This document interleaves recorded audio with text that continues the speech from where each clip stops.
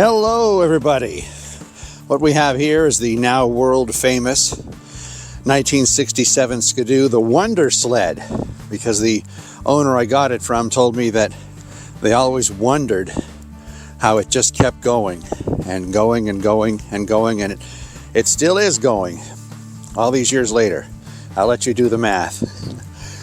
But today we're going to tune the Tillotson Carburetor. It's about 22 degrees right now on the doorstep of this weekend. The temperature, the high is going to be 2 degrees Fahrenheit, 2 above. That's it.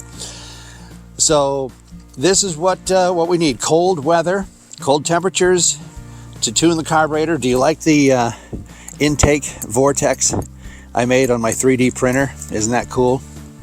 Wah.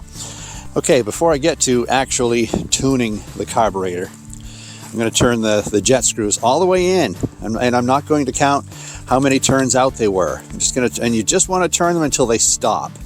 You turn them any further than that, you'll become a snowmobile spectator instead of a participant. So you just turn it till it stops. Same thing with the low jet. Now, these are marked. There's an H right there, and there's an L right there on the end of the screwdriver.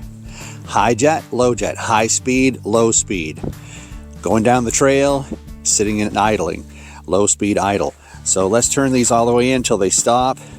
There it is.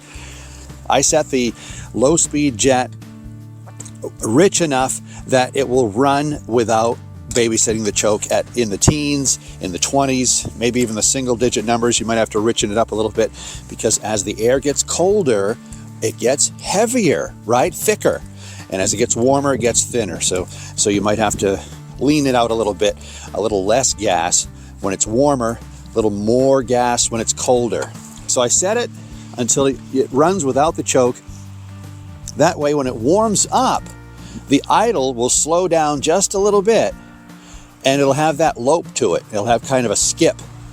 Okay, and that's good for lubricating. It's also good for cooling. First step. Now, some books say do this, do that. This is what I do. We got both jets turned in till they stop. Turn them both out one whole turn. Let's try this. So for one turn out, we go 1/2, 1. There's one turn out. And you can also turn these. I'll use increments of a 1/4 turn. Okay, maybe it's too lean, it's bogging, so I'll give it a 1/4 turn richer, turning it out. Or if it's stuttering, it's the motor's running rough when you get on the throttle, it's instead of taking right off, it's too rich, turn it in a 1/4 turn. And then you can fine tune. All right, we'll turn it back to one turn out.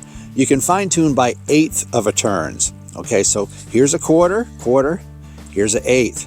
We're just going in between 1/4. We're going to an 1/8 of a turn, another 1/8.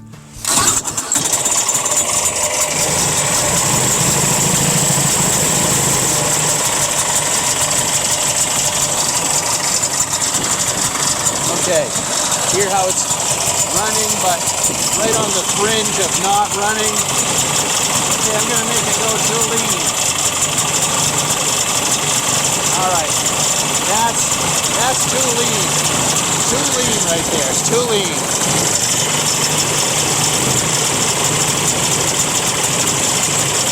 Why don't you run?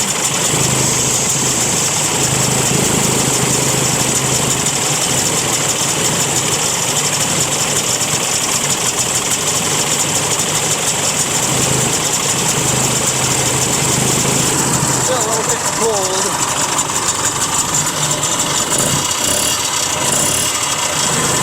Sounds a little boggy, a little bit of a bog. Yep, hear that? So we need to richen it up a little bit. Let's go out a 1/4 of a turn. All right, I turned the high jet out 1/4 turn.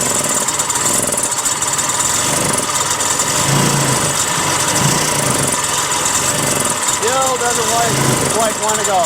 Let's turn it out another 1/4 of a turn. All right, a little richer.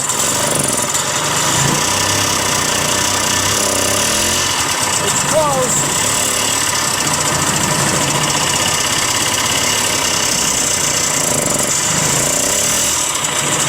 another quarter of a turn. Okay. That's better.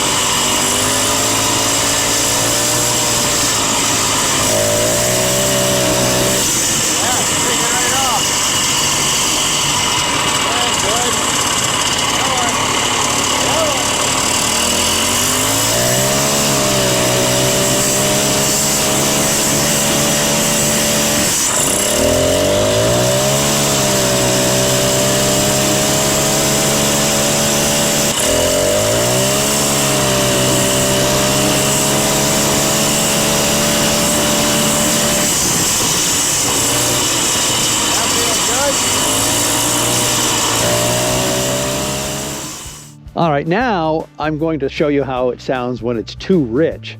The motor will start skipping. It won't have that steady RPM to it. It'll be jumpy and skipping and kind of weak on power as well, kind of boggy because it's too rich, too much fuel to the air.